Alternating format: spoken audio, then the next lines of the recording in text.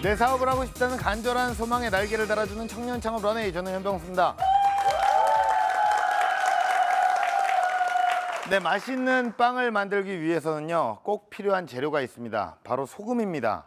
한 꼬집 정도의 작은 양이지만 빵의 맛을 좌우할 정도로 정말 큰 역할을 담당하는데요. 아주 작은 발상의 전환으로 제빵 시장의 흐름을 바꾸어 놓은 한 남자가 있습니다. 식빵 하나만을 바라보는 지고지순한 창업 스토리, 지금 바로 시작합니다.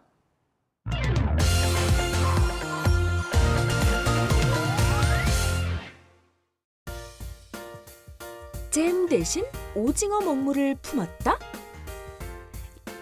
이름도 모양도 각양각색. 떠먹고 찢어먹고 골라 먹는다는 수상한 식빵. 그 뒤에 오로지 식빵 하나로 제빵업계에 승부수를 던진 식빵의 달인이 있습니다.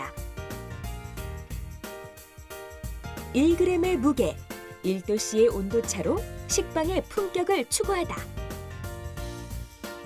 기존의 틀에서 벗어난 방식으로 고객들의 입맛을 사로잡기까지. 무려 5년 동안 수백 번의 시행착오를 거쳤는데요.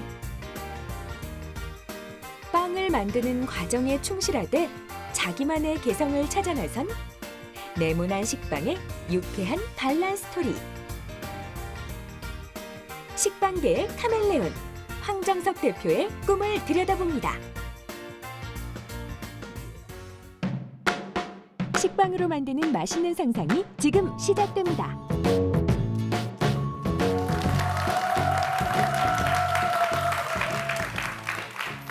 안녕하세요. 저는 주식회사 엔조이굿의 대표를 맡고 있는 황정섭이라고 합니다. 저희 회사는요, 18가지의 신기하고 다양한 수제 식빵을 전문으로 하는 베이커리 카페 이츠굿이라는 브랜드를 운영하고 있습니다. 여러분들이 익히 알고 계신 그런 우유 식빵이라든지 옥수수 식빵 같은 그런 일반적인 식빵들도 있고요.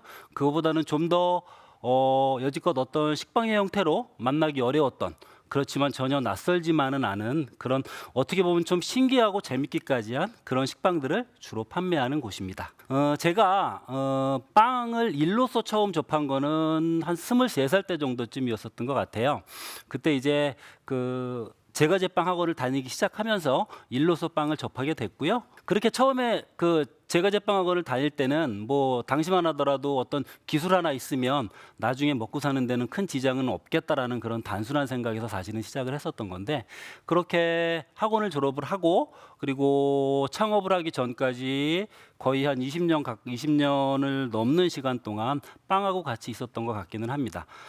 제가 2002년도에 창업을 하고 그간의 과정들을 조금 돌이켜 보아보면 이 빵을 만드는 과정하고 창업의 과정하고도 상당히 조금 비슷한 부분이 많이 있는 것 같아요.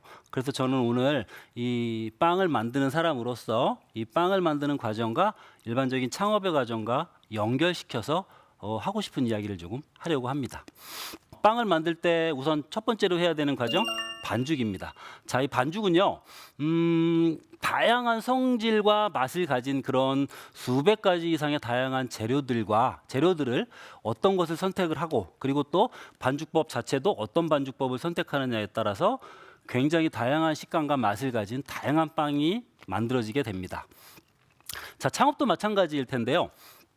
창업도 처음에 어떤 아이템을 선정을 하고, 그리고 그 수많은 아이템 중에서 나한테 맞는 아이템을 선정을 해야 기본적으로 창업에 관한 첫 단추가 잘 끼워졌다라고 볼 수 있는 거겠죠. 그래서 매우 중요한 부분일 텐데요.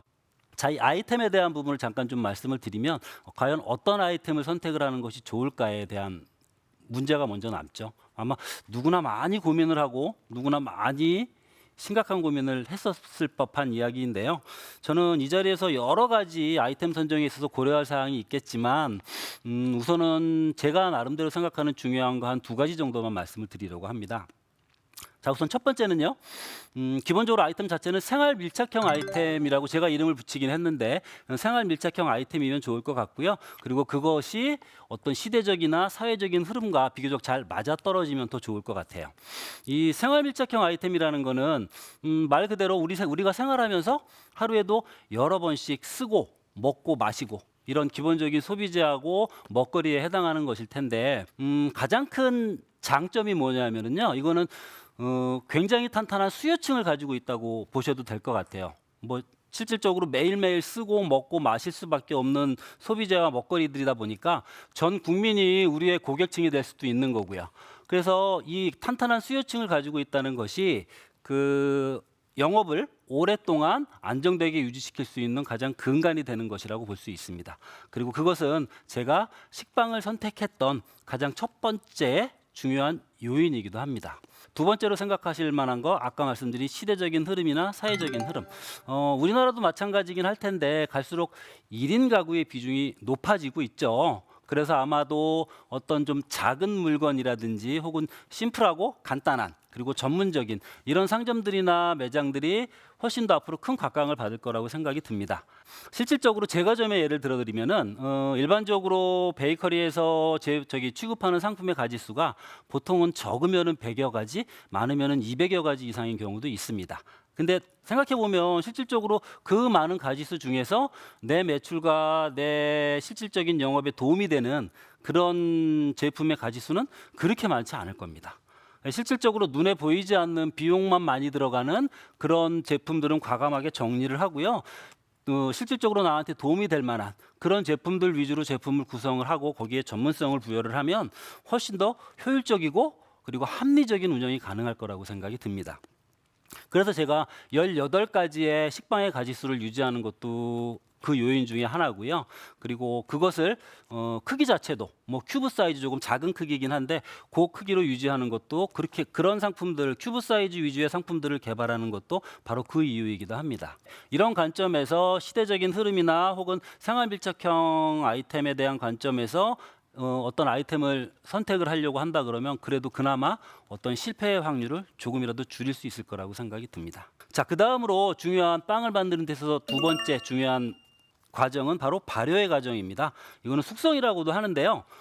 발효라는 거는 일반적인 발효제를 사용을 해서 빵을 일정하게 키우는 과정이에요. 근데 이때 빵을 조금 적게 키우거나 혹은 과하게 키우면 빵이 많이 조금 단단해지거나 아니면은 조금 기포가 많이 생겨서 푸석푸석한 빵이 나오게 됩니다. 그래서 빵의 식감이라든지 맛에 매우 중요하게 절대적인 영향을 주는 게 바로 이 발효의 과정입니다. 자, 일반적으로 발효는요, 높은 온도에서 발효를 하면 빵이 조금 빨리 크고요. 상대적으로 낮은 온도에서 발효를 하면 빵이 조금 더디 큽니다. 근데 일반적인 영업장 환경이라든지 뭐 주방 환경에 따라서 조금 바뀔 수는 있겠지만 일반적으로는 우리나라 대부분의 베이커리들이 약간 조금 높은 온도에서 발효를 하는 게 사실이기는 해요. 어떤 기본적인 영업의 회전이 돼야 하니까. 근데 원칙적으로는 빵은 가능하면 낮은 온도로 천천히 발효시키는 것이 빵 결도 좋고 그리고 어떤 쫀득쫀득함이라든지 식감이라든지 그런 모든 면에서 좋은 빵을 얻을 수 있습니다. 자, 저 같은 경우에도 사실은 식빵 전문점 브랜드를 런칭하기 전에 새로운 아이템으로 2가지 매장을 연 적이 한번 있었어요. 하나는 치킨하고 케이크하고 접목을 한 매장이었고요. 또 다른 하나는 컵케이크하고 커피하고 접목을 한 매장이었어요. 결과적으로는 둘 다 실패였습니다. 그래서 뭐 어쨌든 실패를 하고 나니 그 과정을 되돌아보고 도대체 무엇이 문제였는지에 대한 고민을 깊이 하게 됐는데요. 연구 부족과 어떤 저의 오만함 내지는 건방짐 뭐 이런 데에서 찾을 수 있었던 것 같아요. 빵 쪽은 어쨌든 간에 저도 나름대로의 전문가이기 때문에 자신이 있었는데 치킨이라든지 나머지 분야에 대해서는 사실은 제가 전문가는 아니었잖아요. 그러고 나서 이제 2번의 실패 끝에 한동안 좀 자금도 여력도 없고 뭐 여러 가지 조금 어려운 점이 있어가지고 기존에 하던 저희 케이크 같은 거 납품하는 일들에 주로 좀 더 매진을 하다가요. 일본을 자주 왕래하시는 분이 계셨는데 일본의 그런 빵 한 분야에 이런 식으로 전문점의 형태로 특히나 식빵 분야가 전문점인 형태로 해가지고 움직이는 게 많다라는 이야기를 듣고 좀 공부를 깊이 하게 됐습니다. 여기저기 조금 알아보기도 많이 알아보고요. 그리고 정보도 많이 얻을 수 있는 데 있으면 얻고 해가지고 앞으로의 어떤 비전이라든지 이런 측면에서 보면 굉장히 가치가 있겠다 싶은 생각을 했습니다. 그래서 이제 그때부터 다시 또 식빵에 대한 여러 가지 저희가 기본적인 빵에 대한 상식이라든지 여지껏 경험이 있었으니까 그것을 토대로 해가지고 정말로 무수히 많은 연구를 한 것 같아요. 거의 한 5년 동안을 뭐 밀가루로 치면은 700~800kg 이상을 연습을 하는데 썼던 것 같고요. 매일매일 뭐 발효실 온도도 바꿔보고 오븐 온도 그리고 반죽 온도 전부 바꿔보고 계절별로도 상황을 조금 달리해서 정말로 수도 없이 많은 연구를 해서 지금의 레시피가 완성이 되기는 했는데 여기서도 한 2년 정도 지나고 나니까 제 나름대로는 또 자만심이 좀 드는 거예요. 이 정도쯤 되면 충분히 레시피도 완성이 됐고 뭐 좀 어렵기는 하지만 그래도 안테나샵 한번 열 수 있지 않을까라는 생각이 또 스물스물 올라오더라고요. 근데 뭐 저희 집사람하고 우리 다른 직원들이 뭐 지난 2번의 실패도 있고 하니까 그래도 한 번쯤 더 되돌아보자. 똑같은 내용이고 똑같은 레시피라고 하더라도 다시 한번 살펴보는 과정을 거쳐보는 게 좋지 않겠냐라는 이야기가 있어서 다시 또 어쨌든 그 매장 알아보는 걸 접고 또 다시 처음부터 다시 똑같은 과정을 반복을 했습니다. 그렇게 해가지고 이제 총 5년이 넘는 기간 동안에 지금의 레시피가 완성이 됐던 거고요. 자, 이런 것처럼 창업의 과정에서도 정말로 단순하게 그냥 단기간으로 볼 게 아니고요. 오랜 기간 동안 연구 개발을 지속적으로 하면서 공부도 많이 하셔야 되는 그런 상당히 긴 준비 기간이 필요할 것 같습니다. 그렇게 해야 어쨌든 실패 확률에 대한 부분도 더 많이 줄어들 수 있을 겁니다.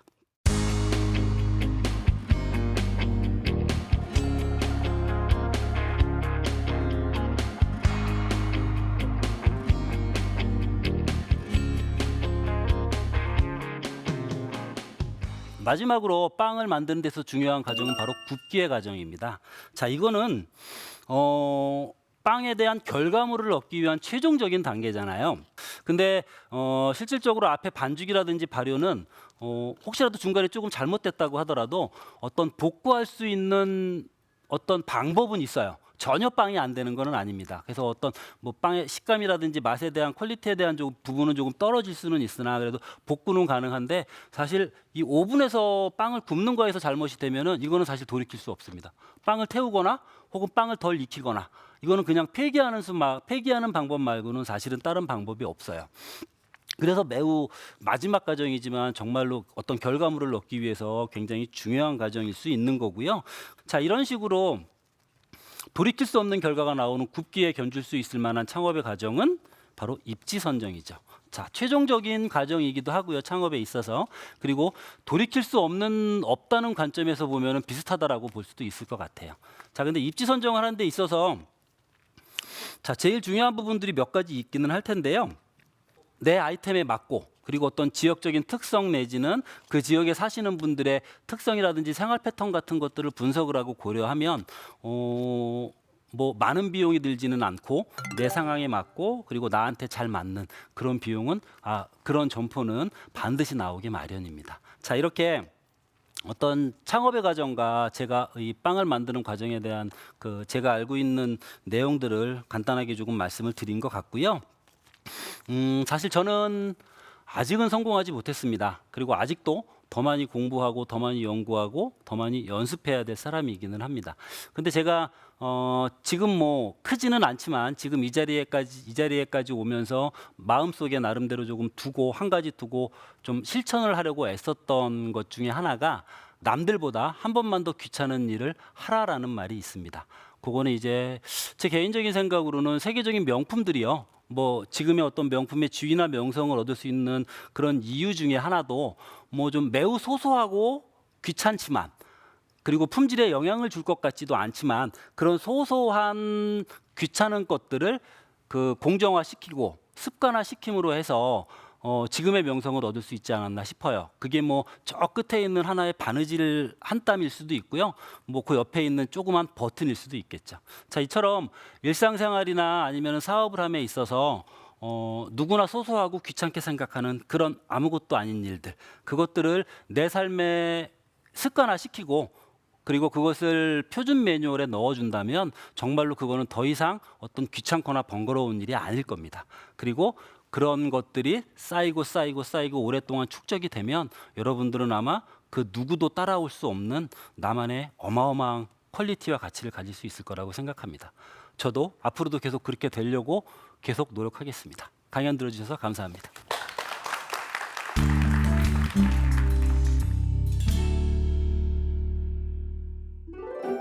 제빵 과정 속에 담긴 성공 창업 노하우. 시대의 흐름에 맞는 반죽법을 선택하라. 장기적인 관점으로 아이템을 발효하라. 자신에게 맞는 굽기를 분석하라. 네, 강연 잘 들었습니다. 예, 빵을 만드는 과정과 또 창업에 있어서의 연결고리를 또 통해서 이렇게 강연을 또 진행을 해주셨어요. 빵에 대한 애정이 충분히 느껴지고요. 지금 식빵이 18가지가 있다고 네네. 얘기를 하셨잖아요. 네. 그럼 오로지 이 베이커리 빵집에서는 식빵만 판매를 하시는 건가요?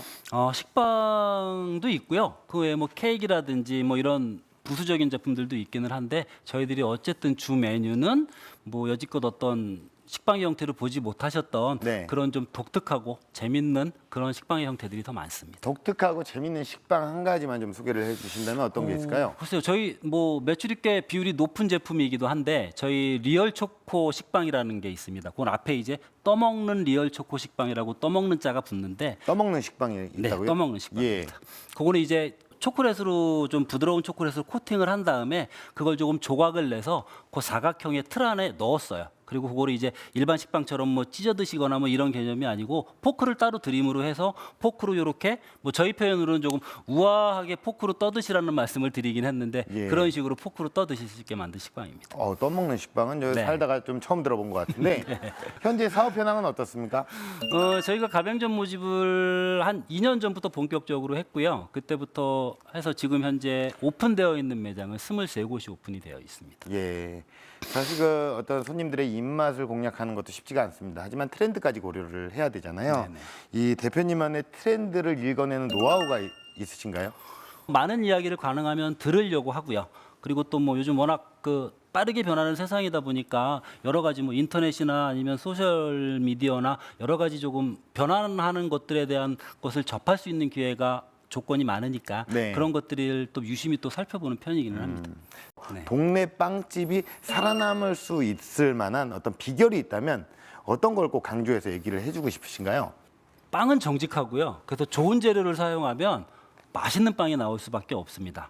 이거는 참 오래전 얘기이기는 한데 제가 생크림의 예를 들어드리면 우리나라 개인 빵집들이 그 한 20년, 15년 정도쯤 전에 미국에서 수입이 되어지는 생크림을 부음처럼 많이 사용한 적이 있었습니다. 근데 네. 그 즈음에 우리 지금 누구나 알고 있는 메이저 브랜드는 국내산 생크림을 사용을 했었습니다. 네. 그래서 거기에서 단적으로 비교가 된 부분이 있어서 제 개인적인 생각은 어쨌든 간에 그런 것도 하나의 요인이 됐다라고 생각을 하긴 하거든요. 지금 개인 빵집들이 어려워지는 이유 중에서. 네네. 뭐 어쨌든 좋은 정직하고 좋은 재료를 사용을 해서 퀄리티 있는 빵을 만들면 어쨌든 손님은 다시 돌아오게 마련이라고 네. 생각을 합니다. 예, 정직한 재료 뭐 이런 거를 딱 해서라도 어떤 생각지도 못한 위기를 겪으셨을 수도 있을 것 같은데 어떤 위기가 혹시 있으셨을까요? 그거는 짧았던 바로 작년 작년이요. 네. 예기치도 않았던 AI.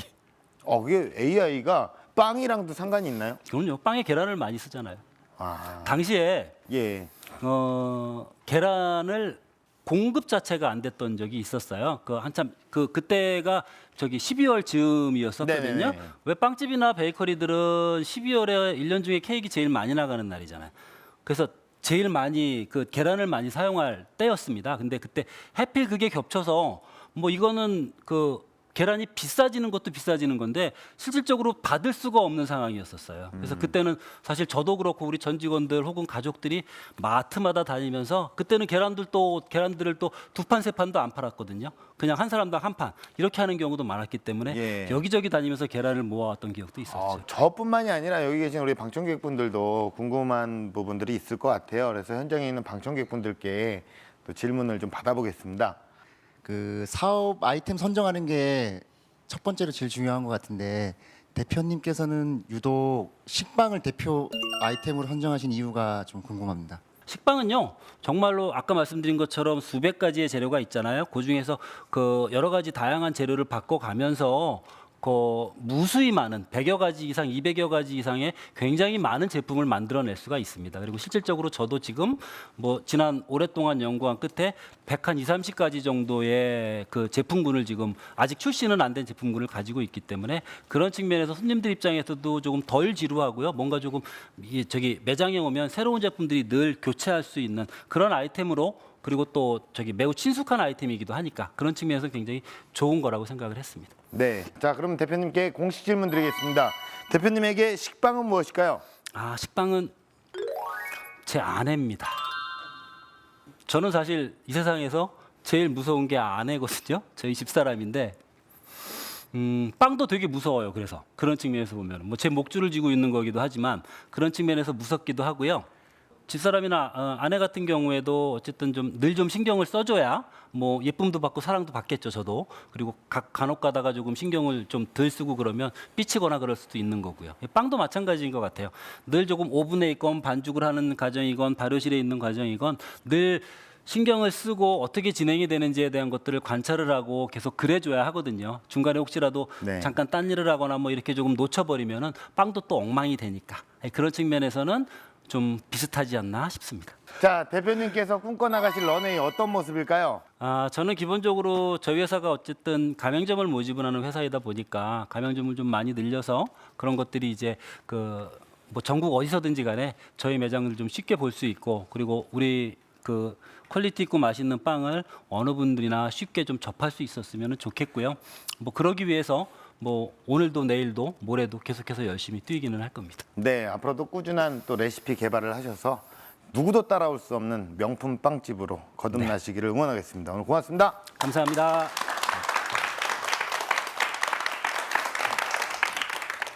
맛있는 식빵 한 조각은 수많은 실패들이 쌓이고 나서야 최고의 레시피로 만들어지는데요. 여러분이 꿈꾸는 미래도 마찬가지겠죠. 넘어지고 일어나기를 반복하다 보면 성공 창업은 여러분 가까이에 성큼 다가와 있지 않을까요? 청년 창업 런웨이였습니다. 고맙습니다.